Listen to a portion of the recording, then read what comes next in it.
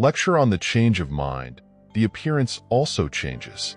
Those of you who regularly meditate, chant sutras, eat vegetarian food, recite Buddha's name, and practice cultivation will naturally change your body and appearance. That is a fact. Why? Because when the mind changes, the appearance also changes. Therefore, the appearance changes thanks to the change of your mind. People often say, appearance depends on the mind. This appearance comes from the mind, so the appearance can be ugly, beautiful, or if the appearance is ugly, it depends on the mind to die. If the mind is good, the appearance will change accordingly. A restless person often shows clear anxiety, like a mosquito larva. A calm person's mind will be different. Therefore, one of the ways to practice is to keep the mind calm, which we often call precepts, concentration, wisdom. Precepts, concentration, and wisdom help control greed, anger, and ignorance. When lighting 3 incense sticks, the meaning is the incense of precepts, the incense of concentration, and the incense of wisdom. But in fact, only one element is enough. A person with concentration already has wisdom and precepts in concentration. Therefore, lighting 1 stick is enough. The Buddha taught, if you want to have wisdom, which means clear intelligence, you must practice concentration. Even if you cannot concentrate all day, you must set aside some time each day to practice concentration, such as sitting in meditation. If you do not meditate, then recite Buddha's name. If you do not recite Buddha's name, then recite sutras. When reciting sutras, it is also a form of concentration, because while reciting, your mind is absorbed in the time of the sutra. You may not fully understand the meaning of the sutra, such as reciting the Great Compassion Mantra or the Heart Sutra, but thanks to reciting with concentration, you can temporarily distance yourself from distracting thoughts. That is the state of concentration. Buddha taught 5 ways to stop a wandering mind. Do you realize that your mind is wandering? You are sitting here, but your mind is thinking about random things, looking around to see who is late, who is sitting where, or thinking about unrelated things.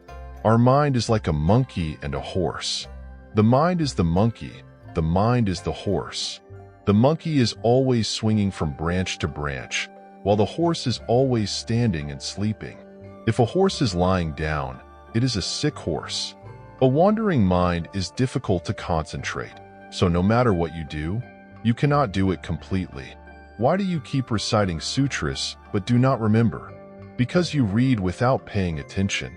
But if someone says something harsh to you, you will remember it for the rest of your life, because at that time your mind is focused on what they said. Every day, whatever our mind tends to focus on, that becomes the main thing. Therefore, it is easy to develop a mind, but it is very difficult to stay focused.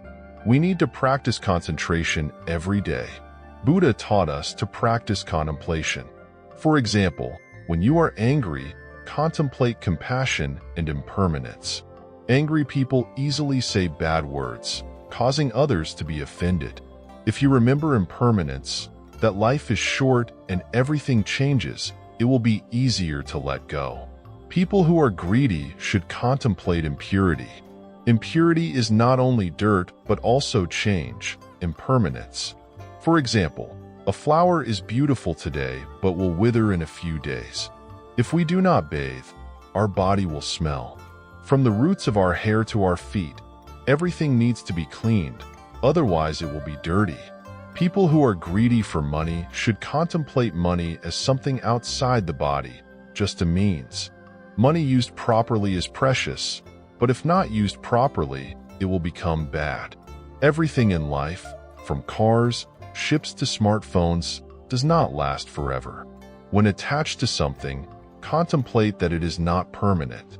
Human life is impermanent. Everything changes. Only a calm mind can help us be at peace. So, that machine is also impermanent. When we are attached to something, why do we contemplate it? To reduce greed and live only with the real want, which is the need. Greed is the immersion, the pursuit. For example here, Our current need in this day and age is to have a phone. That is a need. But now, the elderly only need to press the call button. They do not need to know many things. They do not even know how to turn off the phone. Just a regular phone is enough to use. Why give the elderly a fancy phone? Because they do not use all the functions. Their need is just to communicate, that's all. As for the young people, they still work, they need a good phone. But that is just a need. For example here. Honestly, an island like this, there are not many Vietnamese people, but they have such a spacious and elegant temple. That is a lot of effort. So, the need here is to have a temple to serve the Vietnamese Buddhist community living there. In a big city like Vancouver, with a large population, there is a need for scattered temples for people to conveniently come and study. There are also material needs, but also spiritual needs. Suppose there are people here who die without a monk to perform the ceremony, then naturally we feel a lack. Having a monk chanting sutras and burning incense makes the temple feel warmer. Every day, a monk in the temple performs the ceremony, burns incense, chants sutras. The temple will no longer be cold.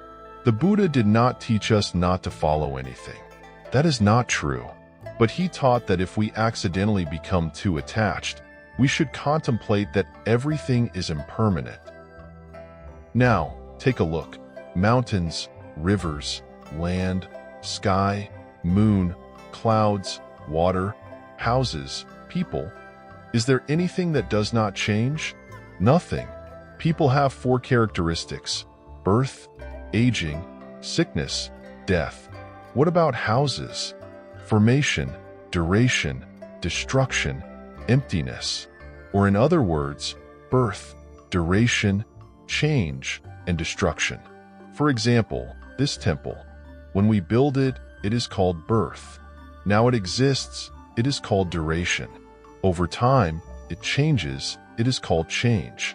After a long time, it rots and disappears, it is called destruction. The things we see as solid cannot last forever. The same goes for this earth. Formation, duration, destruction, and emptiness. Right now, the earth is in the stage of destruction. The weather changes. Cold places become hot. Hot places become cold. Natural disasters occur more often. That is a sign of the period of destruction. It is the same with the Dharma. Over time, it goes through 3 periods: the true Dharma, the Dharma image, and the Dharma end. The true Dharma period is the period of steadfast meditation. Practitioners are diligent and not influenced by external factors. The Dharma image period is when the form is still there, but the quality is reduced. The Dharma end period is the period of steadfast struggle, disputes, jealousy, and competition. The Dharma still exists, but few practitioners achieve results. The Dharma does not change, but how people use and appreciate it is important. A simple example is the traditional Vietnamese long dress and turban. In the past, whoever wore it was dignified and respectful of etiquette. But now, if worn incorrectly, combined with shorts for example, the value of the outfit will be distorted. Similarly, the robes of Vietnamese Buddhists in the past were blue, symbolizing elegance and lightness like incense smoke. The 5 flaps of the robe symbolize the 5 basic precepts of a Buddhist. The collar is round, symbolizing harmony and fullness. If we understand that meaning, we will know how to appreciate it. After wearing the robe, we must fold it properly. Even in the worst months, we should wash it once, dry it, and iron it. We should not stuff it into a plastic bag when going to the market, but should have a separate bag. Respect and appreciation will preserve its value for a long time. Likewise, the teachings of Buddha will always exist, but if people do not know how to appreciate it and practice it properly, it will gradually fade away. By respecting and preserving, we will bring out the true value of the Dharma. Therefore, rituals are not obligatory, nor are they sinful, but they show the spirit of respect. If we still respect, those things will still exist. For example, when reading sutras, after reading, If we fold the sutra and place it neatly on a shelf or table, the sutra will be preserved and not damaged. On the contrary, if we throw it away carelessly, it will easily be torn or even lost. One of the blessings that helps us memorize sutras easily is thanks to the mind of respecting the Dharma treasures, respecting the teachings of the saints. In the past in Vietnam, when worshipping Buddha, on the altar, people often put a set of sutras, covered with a beautiful cloth, to worship Buddha and the Dharma treasures every day. The Chinese also have the tradition of sewing a yellow cloth, embroidering the words deep into the Tripitaka to cover the sutras. If we do not cherish, everything will be easily lost. For example, the image of our grandparents, if not carefully preserved, when the children want to find it, it will be gone. What we cherish will exist. The Dharma teaches that all things are impermanent, but if we know how to respect and practice, we can be at ease in the face of impermanence. When greed, anger, and ignorance arise, contemplate impermanence, impurity, or dependent origination to overcome them. Ignorance is not understanding the truth, not recognizing the truth of all things. For example, when we look at a table, we must see that it is a combination of many causes and conditions: wood, the craftsman's efforts, and many other factors. Everything that exists is due to causes and conditions. A beautiful flower needs water, soil, light, and the hands of a person who takes care of it. Even an incense stick needs the contribution of nature and humans. Wood, glue, sunlight. Everything we see is the result of many good causes and conditions. In life, instead of blaming, look at your own role in each problem. For example, when you encounter difficulties with a loved one, ask yourself what you did wrong. Looking at the causes and conditions helps us avoid ignorance and useless blame. On the path of cultivation, there are many obstacles such as drowsiness, falling asleep while chanting sutras, or a disrespectful mind. Venerable Ananda, a disciple of the Buddha, was once reprimanded by the Buddha for often falling asleep during the Dharma assembly. After that, he vowed to practice, not sleeping, to the point of going blind. But thanks to the Buddha's teachings, he achieved the supernatural power of the divine eye. In addition, we often tend to only look at the shortcomings of others and forget their advantages. A young monk had a habit of throwing away leftover rice, but he was very diligent in chanting sutras with a good voice. Instead of blaming him, look at the good points to encourage and help him. If we only focus on the bad things of others, it will be difficult to see the good things. A person who does 10 good things but one wrong thing is easily judged unfairly. To practice, learn to look at the whole picture, focus on the good things to overcome the bad things. A teacher held up a piece of paper and asked his students, "What do you see?" The student replied, "Teacher, a black dot." The teacher said, "Why doesn't anyone say they see a piece of paper but only pay attention to the black dot?" That's because we humans often focus on our shortcomings. One of the things that hinders the mind is drowsiness and sluggishness. The second is evil thoughts, which means our mind often thinks randomly, thinks badly about others, leading to difficulty in creating blessings from thinking. The third is the realm of pressure, such as uncomfortable feelings in the body, itchy face, sore legs, back pain. When meditating, these three types of obstacles often appear. For example, after just sitting for 5 minutes, you feel sleepy, nod off, or even fall down. In the past, in Zen monasteries, when meditating, there had to be a meditation supervisor holding a small stick. Anyone who fell asleep would be lightly hit on the shoulder to wake up. When the back was bent, the meditation supervisor placed the stick behind his back to adjust. This method helps maintain posture and awareness in meditation. There was a monk in the monastery who often sat in the wrong posture, and no one could correct him. One day, everyone joked, "We will make a heart to hold your head in there." Hearing this, the monk sat up straight from then on. This reminds us that when meditating, To concentrate the mind, we need to overcome 3 types of obstacles: evil thoughts, oppressive realms, dullness, and stagnation. When chanting sutras, the mind often thinks about men, women, money. These are also obstacles, but all are just challenges.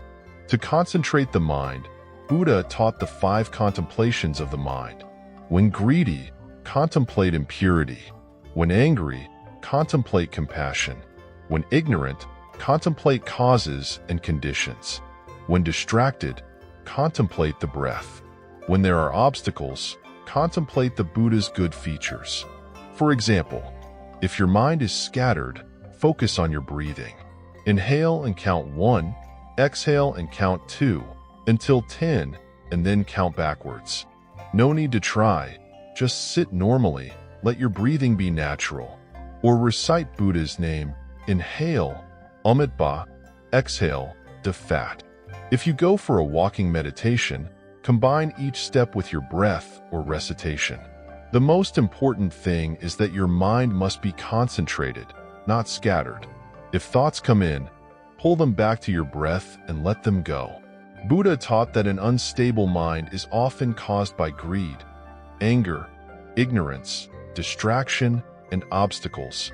But when we understand clearly and contemplate the Dharma correctly, we can overcome them.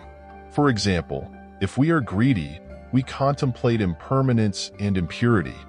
If we are angry, we contemplate compassion.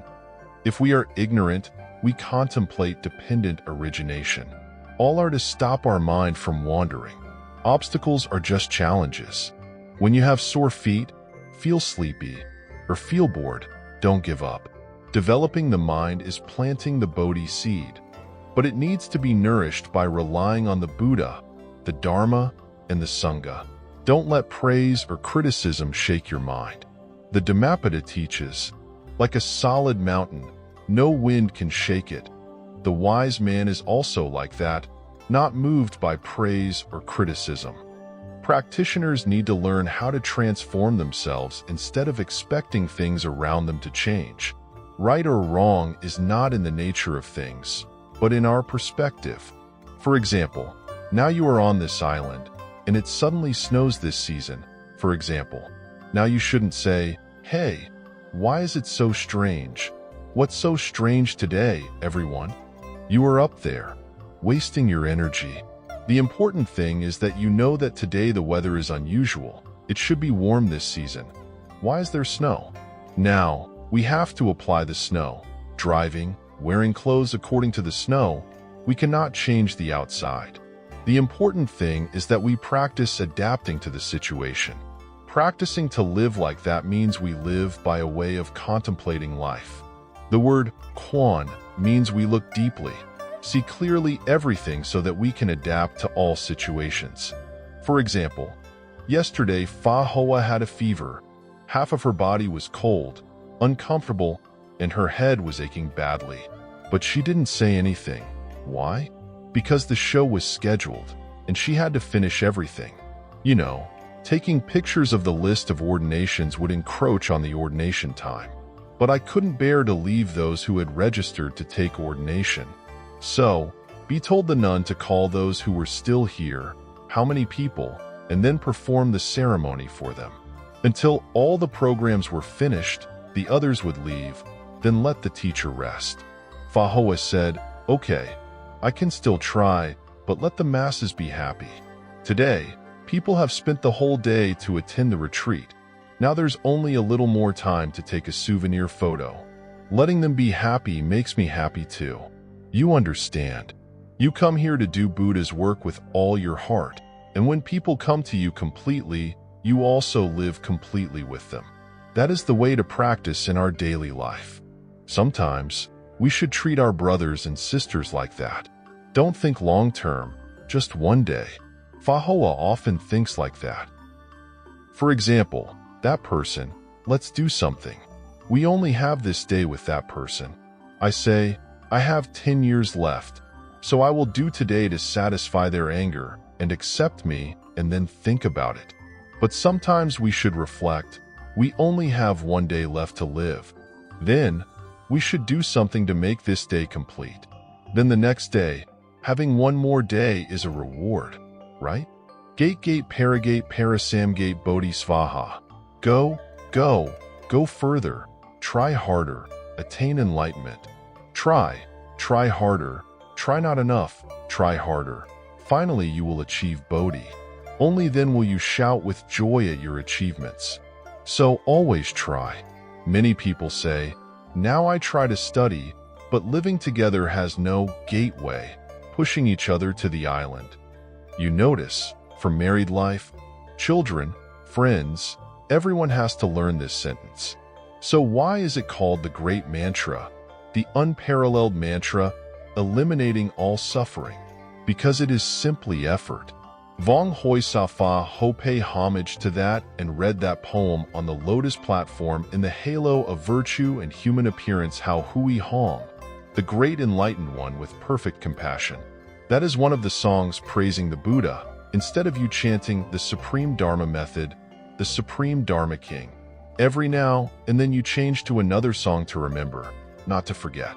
Many poems praising the Buddha fall, hundreds of them, not all, including that one on the lotus platform in the halo of virtue and human appearance How Hui Hong, the great enlightened one with perfect compassion, the first of 100.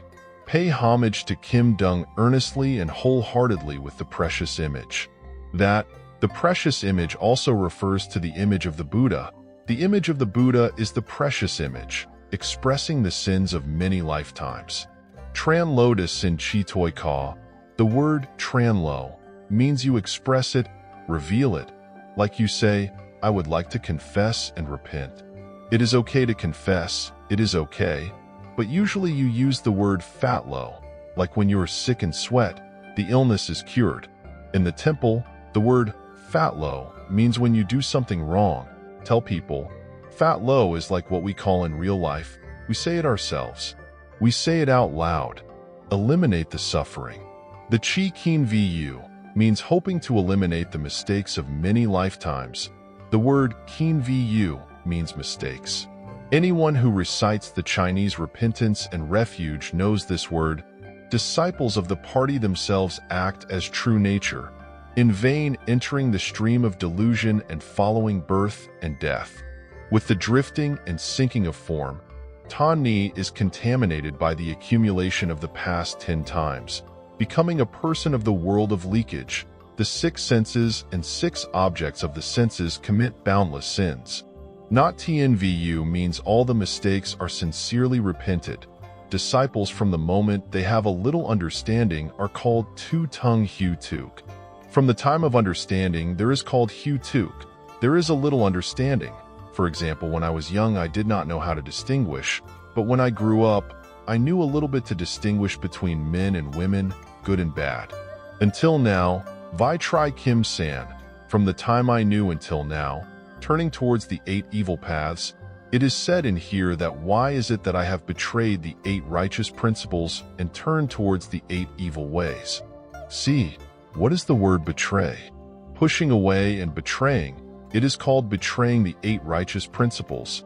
That is, I abandon the 8 true principles and turn towards the evil ways of my practice. You all remember or mention this word. I am the person who betrays the world and aligns with enlightenment, abandons the world to align with enlightenment. But if I am not right, I do not do it skillfully, then what will happen to me? The 8 true principles and align with enlightenment, and when I betray the world and align with enlightenment is my mind, then my life begins to deteriorate.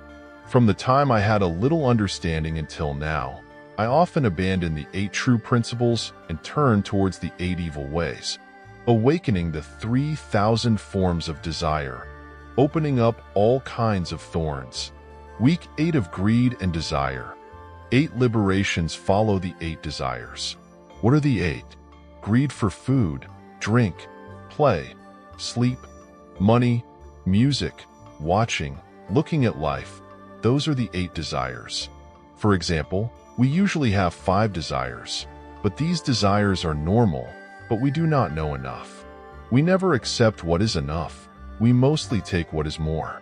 So in here it is called like that, multiplying the 8 righteous and leading to the 8 evils, awakening the 3,000 forms of desire, week 8 of greed and desire, like the 8 liberations. The word 8 means 8 liberations, because this lesson on 8 liberations is very long. If we talk about it, we will study this separately someday. But here, Phap Hoa gives an example as internally having thoughts of form, contemplating externally having liberation. If the inner mind thinks of material things, it will lead to greed. Therefore, contemplate the outside filled with impurities. That's why this teaches us internally there is form. Internally there is thought of form. Contemplate externally there is liberation. That is one of the 8 liberations. For example, now let's give an example like now in our heart, we are greedy for money, always wanting money. Money, now we want to liberate that internal, that inside thing. Otherwise we have to contemplate money as silver. It corrupts people. If we don't know how to use money, all gratitude and humanity will be lost. Even because of money we lose our dignity. Because of money we lose morality. Because of money we lose affection. Contemplating that to liberate ourselves from the internal thought of form. That's why it's called the 8 liberations. Then at the temple, Phap Hoa practiced in the spring, and a Buddhist asked how to not live in fear, praise and criticism, gain and loss, etc. Phap Hoa said that in this life, in general, words alone are famous, but because we define those words. For example, when someone does well, people praise them a lot. We say that person is famous. But when people say something about us, we don't put down the word famous. We use the word famous. But really, we can use any word we want. For example, say, "Oh my God, that teacher is very good. I heard he has a bad reputation." Actually, being famous is also okay, a good reputation. But because we have always set rules, the word famous is for bad things. The word famous is for good things. But really, those 2 words can be used however you want. Oh my God, those guys are famous. What do they get? Stealing, causing trouble. That's also a form of fame. It's because we set the rules for the words. But really, dear audience, sometimes you say, "Oh, Phap Hoa is joking." Some say, "Oh my God, the teacher is very famous in Vietnam." Say no? We live and have a reputation. Is that good? But having a reputation is normal. Because if 10 people praise, there must be someone who criticizes. Now in short, living without feeling ashamed is precious. As for being famous or famous, that will happen. We live without feeling ashamed. That is precious. As for being famous is unavoidable, but it is because we set the words. This word is good, that word is bad. For example, there is that girl. She doesn't know much Vietnamese. She said, "Do you know me? Oh my God, my teacher is famous all over the country." She means being famous, but doesn't know how to use it. But in fact, what she said is true. The word Mang is also fine, but it is because we set the rules. Only those who criticize are considered to have a reputation. Only those who praise are considered to be famous. But being famous is also possible in 2 cases. Being famous for good, being famous for bad is fine. But after all, what is there to be famous for? But being famous is an object. What is it in relation to the word famous? A flat lead floating is floating and sinking. Life is floating. Floating is floating. It goes like that. Therefore, this life is a normal up and down. There must be someone going up and someone going down. What a small death for 2 people. A father and son went to buy a donkey to lead them on. Then the neighbor said that these 2 father and son were extremely stupid, buying a donkey but not taking it off, still going out to sea. The father and son heard it made sense. The father climbed on. The son led the way, and suddenly said to the old man, "Don't let the donkey go, let the son walk." "Oh, that sounds good. Get off, let the son go." The neighbor said, "You are really unfilial these days. You climb on the donkey and let your father walk? You heard it made sense, get off." Finally, the father and son. After a while, the father couldn't do it. The sun also stopped. The two of us climbed up. That moment was so cruel. A young donkey, but the two of them opened their lives up there. The father and son slid down and just went through life like me? Exactly the same. Oh my God. The day I put on a Buddhist outfit and praised, "The teacher is beautiful," listened to the outfit, then said, "Oh my God, X-Quack, don't look at that outfit anymore. My life like that, but wearing shoes, wearing clothes, even hairstyles, hairpins, whatever I use, I praise and threaten all the time. I myself don't know if it's beautiful anymore. But people have to confirm it, so I still can't believe my eyes. Even though it's something I bought, I like it when I wear it, but I still don't believe it. When I go home and put it on, is it beautiful? No, but if I say it's beautiful, I keep wearing it. I bought it. Oh my God. I've chosen it very carefully, but if I don't like it, why should I take it? But I still don't believe it. I still don't believe it. Even though I've tried it, I paid for it, I put it on and it works. But when I get home, I have to ask someone else to confirm it, and when they compliment it, I continue. Earlier I talked about Tian Long Bat Bo. Actually, this is the Long Bat Bo series. We only need to talk about 6 more series, but people often call it Tian Long Bat Bo. Just like when we talk about Tamdu Bat Nan, 3 evil realms and 8 calamities. Actually, Tamdu is not just Bat Nan, but Tamdu is 3 of the 8 calamities. What are the 8 calamities of humans and living beings? Going to hell, being born as a hungry ghost, being born as an animal.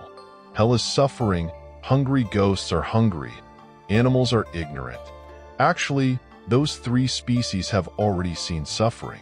The 4th is being born before the Buddha. Why is it that if you are born before you cannot meet the Buddha, and if you are born after the Buddha you also cannot meet the Buddha?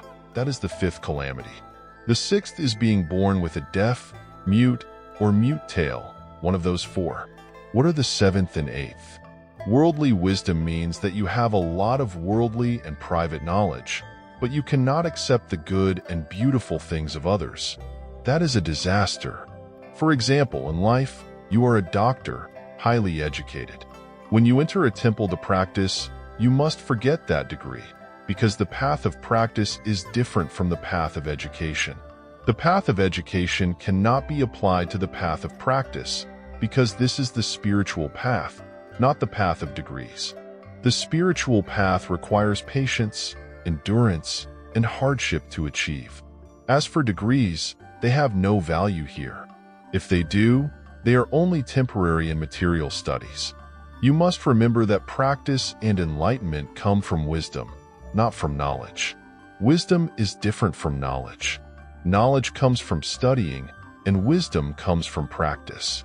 Enlightenment comes from practice, not from having a degree. No one becomes enlightened because of having a degree. People become enlightened because of their wisdom, through contemplation and thinking. For example, the Buddha meditated and realized the emptiness of all dharmas. All phenomena in this world are essentially empty. They exist because of many things coming together, but they themselves are nothing. The Buddha saw this through wisdom and contemplation, not because anyone taught him. For example, if you say that you are building this temple, it sounds okay in daily life, but if you think carefully, you alone cannot build it. Even if you have millions of dollars, if you don't have cement, bricks, corrugated iron, etc., that money cannot do anything. One person cannot do anything. So the Buddha saw that dharmas, phenomena, and things are all born from causes and conditions. And anything born from causes and conditions is only temporarily there, not truly there. Therefore, you should not be attached to what exists. Even if it is a very light and precious item, if you accidentally break it, there is nothing to regret. All dharmas arise from causes and conditions, and if they arise from causes and conditions, they are only temporary. Our body is the same, from our parents, from our blood. This body arises from causes and conditions. Nothing is certain. This whole life is temporary and impermanent. Our body can be destroyed at any time. We even need water, vegetables, food to live. If one of these is missing, we cannot exist. Therefore, this body arises from causes and conditions. Nothing is permanent. The Buddha did not study for a degree to gain wisdom, but he realized it through meditation and contemplation. Enlightenment is understanding that all phenomena arise from causes and conditions. Nothing is permanent. For example, a vase of flowers needs many elements such as soil, water, air, to be able to hold flowers and make them bloom. Without these elements, the flowers cannot be beautiful. Similarly, in life, we also need enough causes and conditions to be successful. In short, everything in life is related to causes and conditions, and we cannot separate ourselves from these causes and conditions. Performing good deeds, even if only a little, is a way for us to approach the teachings of Buddha. When we are sincere, even if it is late, we can still gain merit. It doesn't matter whether you follow Buddhism, Christianity, or any other religion. If you are not diligent, you will not achieve anything, even if you have been a Buddhist for decades. If you are not diligent, you will still suffer as usual. Buddha cannot help you. No one can live a good life by being lazy. There are even people who work hard, sweat and cry, but still do not have enough to eat. And there are people who work so hard that their heads have to touch the ground. But in the end, they are just, the son of a king will become a king. The son of a monk will sweep the leaves of the temple. That saying is just to express the reality of life. Whatever you do, you have to do it according to your ability. If you have a family with a wife and children, you need to earn enough money to support the whole family. If there are only 2 of you, earn enough to take care of 2 people. If you want more, want a big house, you have to work harder. It is unavoidable. Sometimes you are tired, but you just need to try a little harder. Sometimes people show off their big houses, but in fact, a big house does not always bring happiness. Some people live alone in a big house, but have to pay a lot of debt. Sometimes they don't have enough to eat and have to run around. Buy nice things, like a really fancy dining set, but never sit down to eat because they are too busy. When you get home, you are too tired. You just have time to lie down and sleep. You can also plant a beautiful flower garden, but you don't have time to admire it.